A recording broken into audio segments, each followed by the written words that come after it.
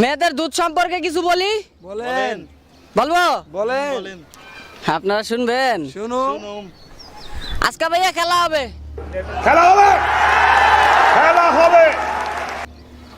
মেয়েদের সাথে আজকে শর্ট সিরিজ খেলবো, টি20। দেখবো উইকেট ওরা কয়টা মারতে পারে আর আমরা কয়টা 6-4 মারতে পারি। তো কথা হচ্ছে মেয়েদের দুধ সম্পর্কে কিছু বলি। সেটা হচ্ছে একটা মেরে যদি তার দুধ নিয়ে কিছু বলেন, পায়ের জোতা খুলে টাস টাস গালের ভিতরে দুইটা বাড়ি দেবে, তারপরে হিরুনসি গানজটি লুচ্চা বদমাইশকে গালাগালি করবে ফ্রিতে। পাশের ফ্ল্যাটের ভাবির ছোট্ট বাচ্চারা যখন আমার কোলে দেয়, কিছুক্ষণ কোলের মধ্যে খেলে, তারপরেই না ভ্যা করে কান্না শুরু করে দেয়। তখন ওর মা এসে আমাকে বলে ওর খিদা লাগছে, দেন একটু দুধ খাওয়াইয়া দিই। তখন নিজের মুখে দুধের কথা বলতে কোনো সমস্যা থাকে না। ঘর ভরা মেহমান, শাশুড়ি ডাকদা বলতেছে বৌমা কই গেলা, আমার পানের বাটাটা একটু দিয়ে যাও। তখন বৌমা পাশের রুম থেকে বলে মা এখন আসতে পারবো না, বাবুরও দুধ খাওয়াই। তখনও দুধের কথা বলতে কোনো সমস্যা থাকে না। বাচ্চাকে অসুখ বিসুখ হইলে যখন ডাক্তারের কাছে নিয়ে যায়, ডাক্তার জিজ্ঞেস করে বাচ্চা কি এখনো বুকের দুধ খায়? তখন বাচ্চার মা কয় না এখনো বুকের দুধ খায় না, এখন হরলিক্স খায়। তখনও কোনো সমস্যা থাকে না। আর বিয়ার আগে কোনো পোলা দুধ নিয়ে কিছু বললেই জোতার বাড়ি কে। বিয়ার পরে কি দুধের দাম কমে যায়? বিয়ার আগে জোতার বাড়ি আর বিয়ার পরে নিজের মুখে নিজে ঢোলের বাড়ি। বাহ কি সংস্কৃতি তোমার সুতমারানি। ঠিক। আমাদের দেশে একজন মঠেল আছে, মঠেল, নাম হচ্ছে সানাই মাহবুব। আপনারা চেনেন? বাংলাদেশের সবচাইতে বড় দুধের অধিকারী হচ্ছে সানাই মাহবুব। ঠিক।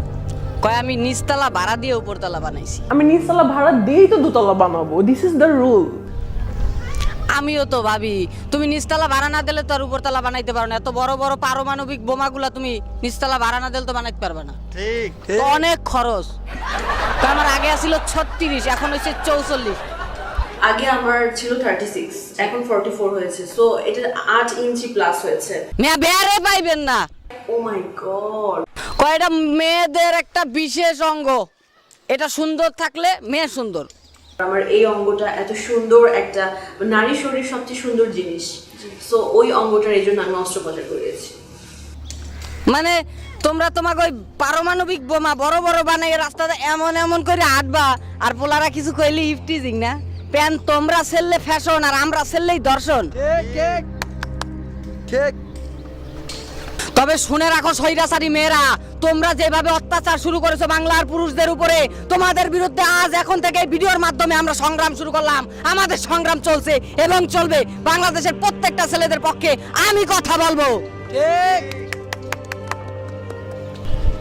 বাংলাদেশের বেশিরভাগ মেয়েদের সতীত্ব নষ্ট হয় স্কুল লাইফে। তারা স্কুল লাইফেই তাদের সতীত্ব নষ্ট করে। ঠিক। আর কলেজ ভার্সিটিতে গেলে তো গাং হয়ে যায়, পুরা ফস করে, কোনো টেস্ট থাকে না। আর বাসর করে স্বামী পায় চিৎকার আর অভিনয়। আর সে যে কি অভিনয়, দাঁত লাগিয়ে যায়, অজ্ঞান হয়ে গেছে। বলদা জামাই চিন্তা করেন তো পুষি করতে পারলাম না, কেমনি কি হয়ে গেল। ঘটনা সত্য, ঠিক, সাক্ষী দুর্বল। একদিন আমার জিএফ আমারে বলে পলিথিন ছাড়া মাংসের টুকরা ফ্রিজে রাখতে দেবো না। আমি তো সালা চিন্তায় পড়ে গেলাম যে পলিথিন ছাড়া মাংসের টুকরা ফ্রিজে ঢুকাইতে দেবে না, কয় কি। তোর আমি জিজ্ঞেস করলাম ব্যাপারটা আমি বুঝি না, আমার একটু বুঝে আঁকাও। কয় বুঝা নাও। তো আরো বেজালে পড়ে গেলাম। তো অনেক গবেষণা করে চিন্তা ভাবনা করে জানতে পারলাম ও শালা এই পলিথিন তো সেই পলিথিন না, এত কন্ডমের কথা কইছে।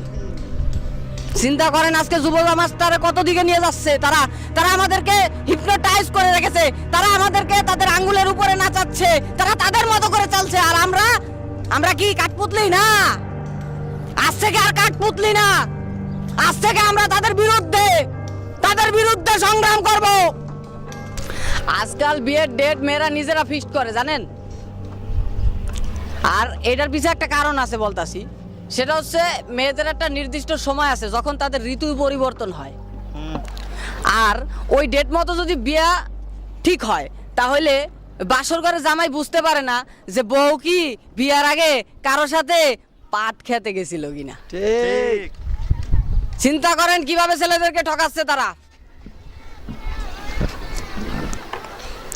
কিছু কিছু মেয়েদের ভাব দেখলে মানে শরীরটার ভিতরে পাই যে মুইরা পিসা, গ্রামে মুইরা পিসা কয়, ওই অনেক পুরানো হয়ে গেলে পিসাটারে মুইরা পিসা কয় তো ওগো ভাব দেখলে শরীরটার ভিতরে মুইরা পিসা দিয়া পিটায় একেবারে টাইট ফিট গেঞ্জি বিনা এমন এমন করে হাঁটে মুন্ডায় সার পায়ের জুতা খুলে কালে ইচ্ছা মতো পিটাই একবার দশায় হালাই তোরা পাট পার ওদের একটা ইয়া আছে সেটা আমি বলি সেটা হচ্ছে ওদের ক্রাশ থাকে হচ্ছে জনি সিং চেনেন চিনি চিনি আর বয়ফ্রেন্ড থাকে হচ্ছে ইমরান হাশমি কোয়ালিটির লোক ঠিক ঠিক আর বিয়া করে কারে জানেন কারে কারে মা বাপে ধৈর্য বাইন্দে হিরো আলমের লোক শেষে বাসর করে বই চিন্তা করে শালা আমার ব্লক লিস্টেও তার চাইতে ভালো ভালো পোলা ছিল ফাজিলের আড্ডি এবার আসি ছেলেদেরকে মেয়েরা কিভাবে ঠকাচ্ছে আর ঠকানের ক্যাটাগরিটা কত একদিন আমার এক বন্ধু জানতে পারলাম ও বিয়ে ঠিক করছে নাকি বিয়ে করবে তোর সাথে আমার দেখা হওয়ার পর ওকে আমি জিজ্ঞেস করলাম যে ভাই তুই নাকি বিয়ে করবি পরে আমার বলতেছে হ্যাঁ ভাই মা বাবা মাইয়া দেখছে তো আমার ছবি দেখাইছে আমারও খুব ভালো লাগছে তো গেলাম মাশাল্লাহ যাক বিয়ে শাদি করবি কর তো বিয়ের দাওয়াতে গেলাম যাওয়ানোর পরে বিয়ের মণ্ডপে আর বউটা দেখা আমার মাথার ভিতরে ভাই আকাশ ভেঙে পড়ছে এত সুন্দর বাইয়া ওই কেমনে পাইলো তো আমি ওর বউ দেখে আমার নিজেরই বিয়ে করার প্যারা উঠে গেছে চিন্তা করলাম আমিও শালা বিয়ে করবো তো ওর মতো যদি এরকম আবাল মার কাছে হারালে যদি এরকম সুন্দর বউ পায় তা আমি কি পাবো তো বিয়ার শাদী খাইয়া আসলাম বিয়ার পরের দিনকার সকালবেলা ছেলের বাসা থেকে আমারে ফোন করছে বলতেছে ও নাকি হার্ট অ্যাটাক করছে